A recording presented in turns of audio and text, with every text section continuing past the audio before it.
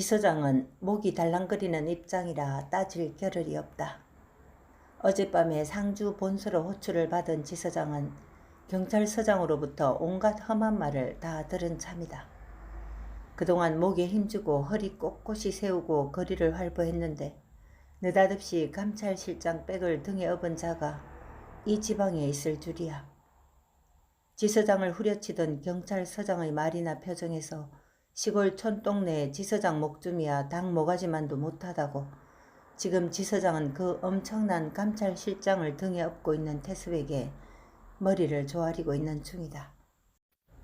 경무부에 말씀 좀 잘 해주시고 다음에는 절대로 이런 실수 없을 깁니다, 회장님. 태섭은 아무 말 없이 자신도 모르게 일어나는 알 수 없는 일을 가늠해보지만 도무지 모르겠다. 태강도 어안이 벙벙하다.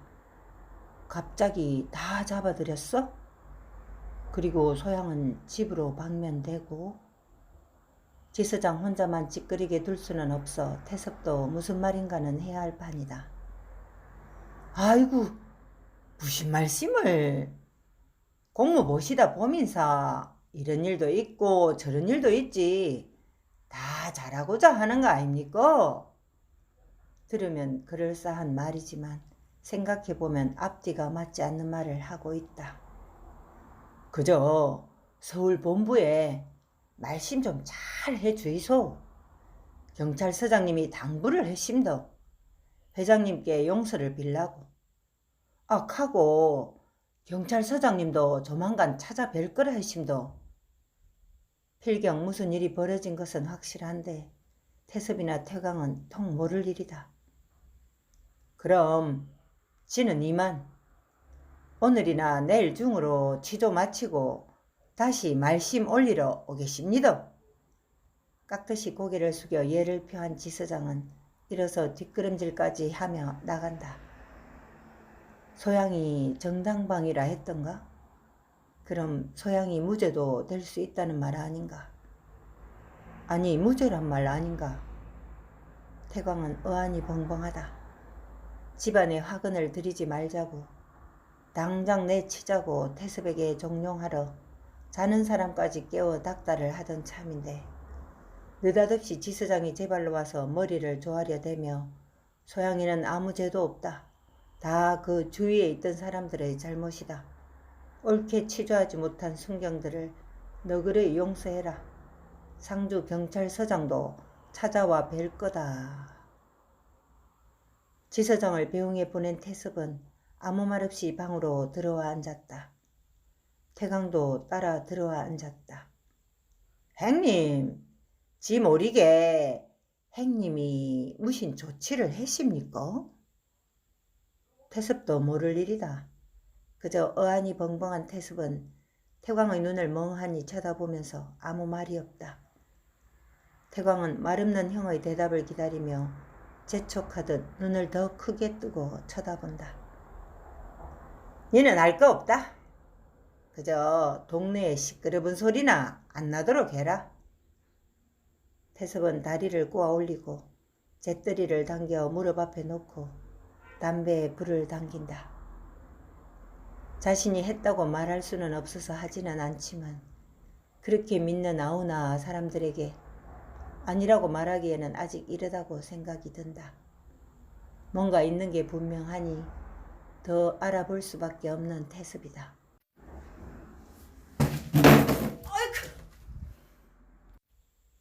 비명을 지르며 남정네 하나가 함창 짖어 바닥으로 쓰러진다. 얼굴을 주먹으로 한 대 얻어맞은 것은 태우다. 내가 뭐라 캤노? 여가 어디라고 함부로 찌끄리노?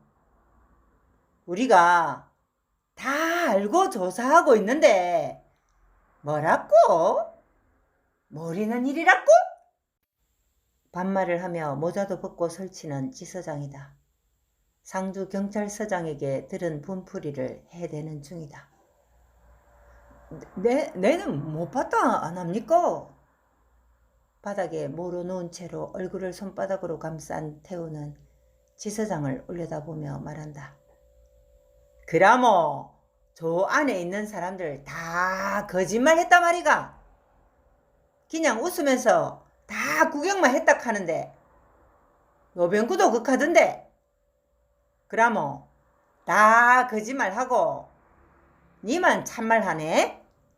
이 자식이 아직 덜 맞았네. 지서장은 허리를 구부려 태호의 멱살을 잡아 끌어올린다. 어째 이갑니까? 어째 내만 이갑니까? 거기 있던 사람들 다 봤는데.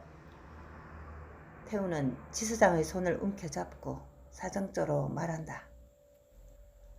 지서라는 곳을 사람들은 꺼린다. 그저 꺼린다. 외정 시절부터 순사들이 하던 행패에 익숙해져 있는 사람들은 이유를 불문하고 지서를 피해 다닌다. 그런 지서에 동네 사람들뿐 아니라 먼 발치에 사는 태우까지 끌려왔다. 지서장은 한 사람씩 직접 지조를 했다. 우르르 앉혀놓고 하는 조사가 아니고 미리 상주 서장으로부터 들은 사건 내막을 바탕으로 꿰매고 있는 중이다. 그 칼깨네. 그 노뱅구라는 놈이 소양이라는 처자한테 행패를 부리고 그 옆에 있던 아지매하고 또 마루에 있던 너그 전부가 그냥 구경만 하고 있었고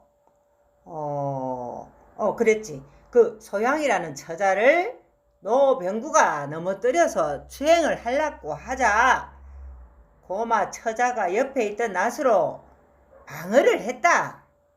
맞지? 태우의 얼굴에 대고 구성된 사건을 늘어놓는 지서장이다. 지는 방에서 막 나올라던 참이라 그런 일은 못 봐심도. 이 자식이 여태 정신을 못 차렸구만 하고 지서장은 주먹으로 사정없이 태우의 코를 후려친다. 허리에 맨 검은 가죽격대며 검은 제복이며 손에 들린 곤봉이 흔들거린다. 아이고 내 정말 고마이소 서장님. 얼굴을 감싼 태우의 손바닥 사이로 피가 흘러내린다. 아니다. 이 같은 놈은 더 맞아야 주디에서 참말이 나오지. 이제는 곤봉으로 태우를 후들겨 댄다. 몸을 고슴도치처럼 웅크린 태우는 날아드는 몽둥이를 피하며 얼굴을 가린다. 지서장님, 내 다 말할게. 할게. 고마이소. 그러나 태우는 차마 말을 못한다. 불과 10발짝 떨어져 있는 유치장에 동네 사람들이 다 들어앉아서 듣고 있기 때문이다. 하지만 더 얻어맞는 것도 겁이 난다. 맞아도 하소연할 것도 없을 뿐더러 맞는 자신만 손해이기 때문이다. 와, 아픈 사람을 오락가락 합니까? 그때 꾸루와이가 지서문을 열면서 느긋하게 들어서다가 바닥에 코피를 흘리며 쓰러진 태우를 보고 정신이 화들짝 난다. 동가식 서가숙하는 개버릇을 어젯밤에도 어딘가에서 행한 노병구는 찾으러 다녔던 순경들이 남긴 얘기를 듣고 느지막이 함창 지서로 들어서는 참이다. 아직도 문고리를 잡은 손을 놓지 못한 꾸루와이는 뭔가 심상치 않은 기운을 금방 알아채고 좀 전의 그 여유있던 표정을 싹 감추며 절룩거리는 다리를 고추 세워 모은다. 지서장님이 찾는다 해서 와심도 하고 곤봉을 든 채 매눈을 하고 자신을 노려보는 지서장을 보며 말하지만 속은 이미 한겨울 문풍지 떨리듯 떤다. 노병구! 니를 처자 추행범으로 체포한다. 김순경! 저 새끼 수갑 채워! 예! 순경 하나가 달려들어 꾸루와이를 사정없이 잡아채 돌려 세우고 수갑을 뒤로 채운다. 휘둘리는 통에 몸의 중심을 못 잡는 꾸루와이는 절룩거리는 한쪽 다리로 겨우 몸을 지탱하고는 지서장에게 소리를 지른다. 이게 뭡니까? 지금 내기 익혀도 됩니까? 개버릇 어디 가는 법 없듯이 행패 부리는 것이 몸에 밴 노병구 아닌가. 비록 지서에서 수갑이 손을 올가매고 있지만 우선 버팅기고 본다. 하지만 명줄이 서울감찰본부에 달려있는 지서장 눈에는 두들겨 팰 이유로밖에 보이지 않는다. 곤봉을 들어 꾸루아이의 몸통을 사정없이 후려친다. 이 새끼가 어디서 하던 버릇을 여기서 하노? 여가 네 안방인 줄 아나? 하고는 한 번 더 세게 후려친다. 아이고야, 왁합니까? 말로 하시도. 몽둥이를 피하느라 기어이 바닥으로 넘어진 꾸루아이는 위로 올려보는 지서장에게 소리를 지른다. 다 정언을 했으이. 네 같은 파렴치한 놈은 피곤한 주디 놀릴 일도 없다. 김순경, 저 자식 처박아 넣어. 그래도 전쟁에서 상해를 입었다는 핑계로 좁은 지역사회에서 상위군인협회, 방공협회, 청년협회 등등에서 술깨나 얻어먹고 사는 게 낙이고, 또 시끄럽게 행패를 부려도 누구 하나 대들기는커녕 다 슬슬 피하는데, 그런데 익숙한 꾸루아이다. 심지어는 지서장과도 그동안의 지역 행사를 통해 안면도 있는 터인데 갑자기 이렇게 몽둥이 세례를 받으니 황당한 노병부다. 하지만 일단 곤봉은 피하고 봐야 한다. 참, 지서장님, 내도 말 좀 하이시도 와이카는지. 김순경이 꾸루아이의 옷깃을 잡아 일으켜 세워 유치장으로 밀고 가려 하자 버팅기며 지서장을 돌아보며 이제는 제법 사정조로 말한다. 창호 어마이는 미리 엄포를 당하고 심지어 도박을 장려했다는 죄목까지 들추어대자 지서장이 말하는 사건 전모에 그저 예, 그랬심더, 예 만 반복하여 일사천리로 마치고 유치장 한쪽 구석에 쪼그려 앉아있고 나머지 남정네들도 딱이 한두 대 얻어맞자마자 지서장의 말에 순순히 동의하고 말았다.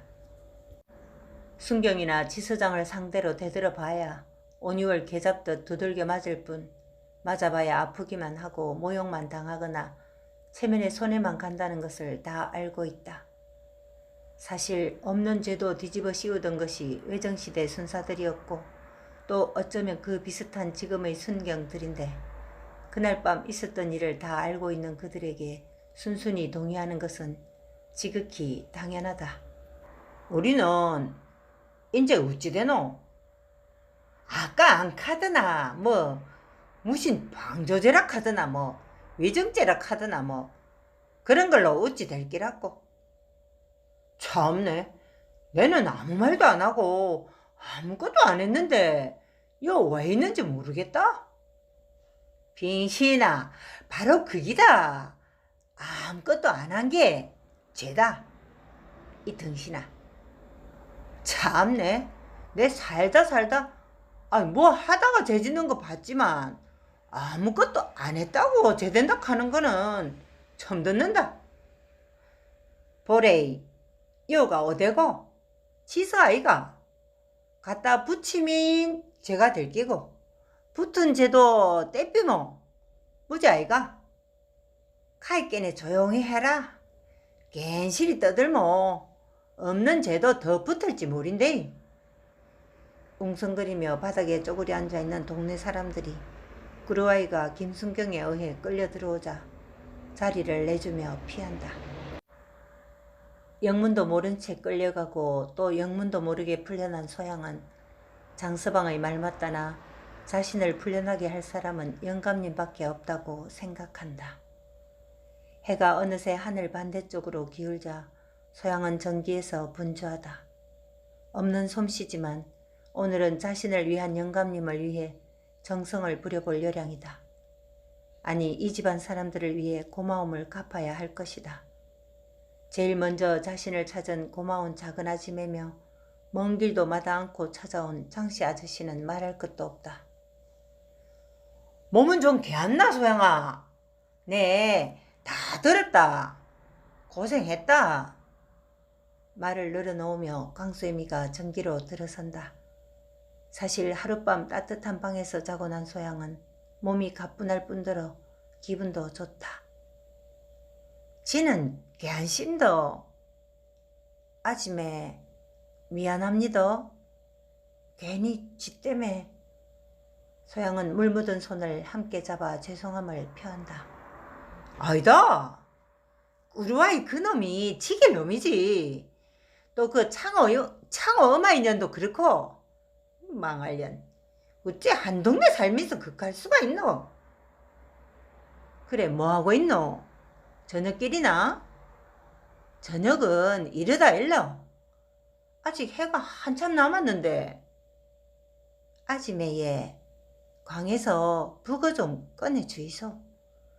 하고 오늘 저녁은 광수하고 재수하고 다 여어서 잡수이소. 지가 준비할게 예. 그래 극하자. 식구도 안 많은데 담 하나 사이에 두고 뭐 두상 차릴 거 뭐 있노? 큰아지매가 서울로 간 후로 사실 광 열쇠는 소양이 가지고 있지만 아예 광을 열어놓고 있기 때문에 종종 광수애미도 들락거리며 마음대로 들고 나가고 있는 참이다. 소양은 그래도 이 집에 큰아지매가 없으면 작은아지매가 그 다음 주인이라는 듯 국 끓일 마른 부구를 부탁하는 것이다. 광수애미가 다듬이 방망이로 잘 두드려 찢은 북으로 소양은 물을 숭덩숭덩 썰어 넣고 국을 잘 끓였다. 김장은 꽤나 잘 익었다. 벌써 한 달 이상 땅에 묻혀 있었으니 맛이 들 대로 들었다. 태섭과 태광은 걷는 방에서 겸상을 하고 나머지 식구들은 소양의 방에서 한 상에 둘러앉아 먹지만 장씨 혼자 전기에서 먹고 있다. 장씨가 원해서다. 그저 혼자 조용히 먹고 싶어서였다. 정월 초하루가 며칠 남지 않았다. 태섭은 태광과 재례를 앞에 두고 이것저것 의논하느라 밤늦게까지 두렁거린다. 장서방은 저녁을 마치자마자 아래채 자기 방으로 갔다.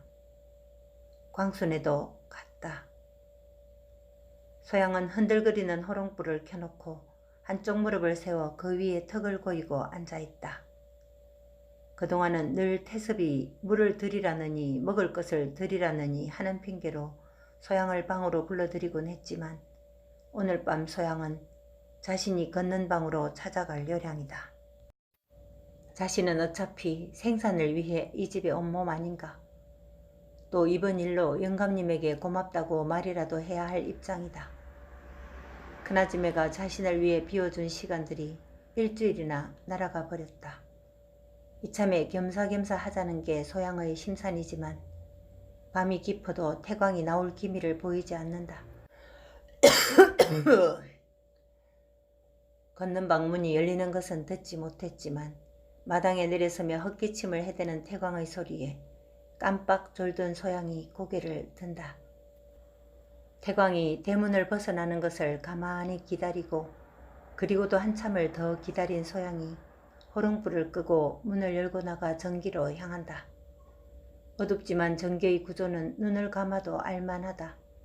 사발을 찾아서 물을 한 그릇 담아 조용한 발걸음으로 걷는 방 앞으로 간다. 소양입니다. 물도 왔는데 예. 장서방도 있고 바로 담 너머 광순애도 있어서 큰 소리는 아니다. 그렇다고 모기 소리도 아니다. 충분히 들을 수 있을 만큼의 소리이고 또 바로 문 앞인데 태섭의 대답이 안 들린다. 벌써 잠이 든 것일까? 아니지. 아직도 남포불이 있고 광수 아버지가 방금 가지 않았던가. 소양은 다시 부른다.